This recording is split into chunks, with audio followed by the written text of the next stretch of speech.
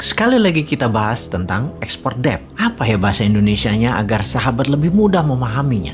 Bagaimana kalau kita lanjutkan informasi tentang BRI atau Belt Road Initiative, kita ke Pakistan. Tiongkok membangun pelabuhan di Pakistan, membangun jalanan membelah Pakistan dari ujung timur laut Pakistan ke Tiongkok daratan menuju pelabuhan laut di selatan Pakistan. Membangun 5 power plant. Semua itu dibangun dengan hutang pinjaman dari Tiongkok. Sementara isi pelabuhannya, kelolaan pelabuhannya, tenaga listrik yang dipakai, dan sarana jalan darat serta rel kereta tadi adalah untuk barang Tiongkok yang terbanyak isinya. Itu sebenarnya Tiongkok melakukan ekspor debt, yang mengekspor hutang, yang import hutang adalah Pakistan. Perkiraan total jumlah hutang Pakistan dari Tiongkok adalah sebesar 20,8 bilion dolar yang merupakan 23% hutang asing negara Pakistan dengan bunga 5% per tahunnya dengan tenor pinjaman 20 sampai 25 tahun. Artinya 5% kalau dikalikan 20 tahun itu 100%. Sudah asetnya dijaminkan, dolarnya dikeruk ke Tiongkok, barangnya dipakai Tiongkok, bayarnya 2 kali lipat padahal harganya sudah di markup gede lagi. Itu arti sederhananya tentang ekspor debt. Kita lanjut. Apa yang terjadi kalau Pakistan gagal bayar hutang tersebut? Maka BUMN Tiongkok akan mengambil alih aset tersebut. Jadi apapun itu, baik bisa bayar pinjaman atau gagal bayar pinjaman, Tiongkok yang kendalikan proyek tersebut. Sungguh, BRI itu bukan hadiah. BRI juga bukan membantu, apalagi menolong. Tapi jebakan, jahat sebenarnya. Meminjamkan uang untuk sesuatu yang bukan kebutuhan negara tersebut. Meminjamkan uang untuk kebutuhan yang tidak terlalu diperlukan. Memang negara tersebut butuh jalanan, butuh kereta api. Namun Tiongkok jauh lebih membutuhkan sarana itu semua. Itu yang butuh siapa? Yang bayar siapa? Begitu mereka dalam keadaan terjebak dengan hutang yang tidak bisa dibayarkan, maka aset berharga atau strategik aset mereka akan diambil paksa dengan deal yang sangat menguntungkan sang peminjam. Mohon maaf loh ya, informasi ini bukan propaganda anti Tiongkok. Banyak fakta di dunia tentang pengambil alihan aset strategis dan sumber daya alam yang terjadi di banyak negara berkembang yang mendapatkan pinjaman dari Tiongkok yang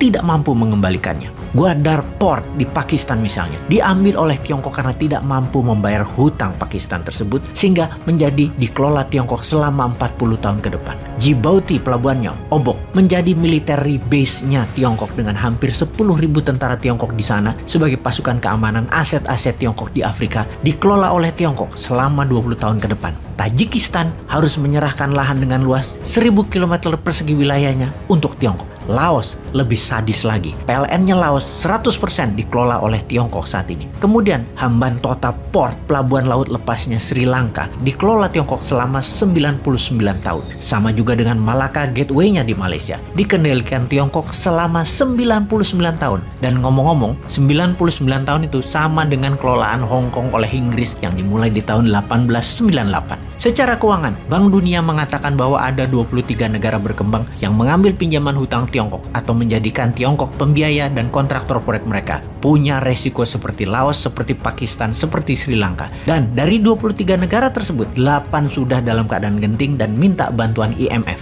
Mengapa krisis? Karena hutang luar negeri negara tersebut rata-rata adalah 50% hutangnya ke Tiongkok. Semua negara yang kena pengaruh Tiongkok, yang 23 negara tersebut, rata-rata demokrasinya lemah. Pemimpinnya menekan rakyat dengan kata lain otoriter. Pejabatnya bermain dengan pebisnis. Kenapa pejabatnya menerima tawaran Tiongkok? Karena kinclongnya infrastruktur berharap akan membuat negaranya terlihat berkembang maju. Sehingga pemimpinnya bisa dikatakan berhasil, walaupun pakai hutang besar. Ada lagi fakta, banyak negara yang terkena pinjaman hutang Tiongkok untuk bisa membayar bunga pinjamannya adalah dengan meminjam lagi. Dan ini tanda bahaya, karena mempertaruhkan kedaulatan negara. Pejabatnya melacurkan aset negara demi nama pribadi dan keuntungan kelompok. Pastinya hutang tadi membuat Tiongkok menjadi lebih kaya. Apa buktinya Tiongkok menjadi lebih kaya? Buktinya 7 dari 10 perusahaan konstruksi dunia adalah dari Tiongkok. Total semua proyeknya bernilai 350 bilion dolar dalam 8 tahun ini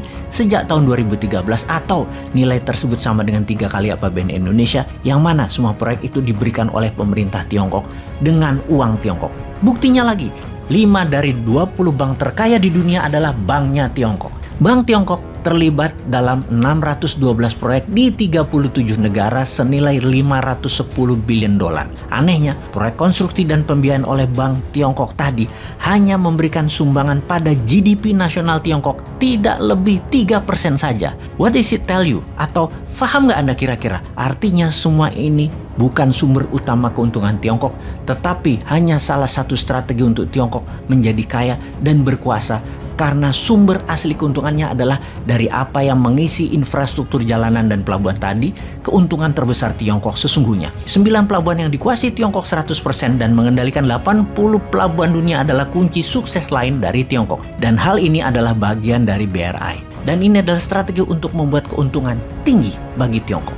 Semua pelabuhan itu ibarat untaian mutiara, mulai dari pelabuhan Tiongkok ke seluruh penjuru dunia. Inilah naval base-nya Tiongkok terkoneksi di seluruh dunia. Mereka bisa kendalikan pelabuhan, kendalikan rute perjalanan kapal, menempatkan kapal perangnya, dan pastinya mendikte rute perjalanan kapal perdagangan dunia. Jadi sesungguhnya BRI bukan economic plan, tetapi rencana untuk mengendalikan dunia. Kapan berakhirnya rencana pembangunan BRI ini? Yaitu di tahun 2049, di mana 100 tahun usia negara Tiongkok. Diharapkan 100 pelabuhan dunia diikat dalam satu kelolaan dan kepemilikan Tiongkok melalui strategi BRI. Alias pada saat itu Tiongkok sudah mendominasi dunia. Sahabat, semoga hal ini bisa menjadi bahan untuk pemikiran kita semua.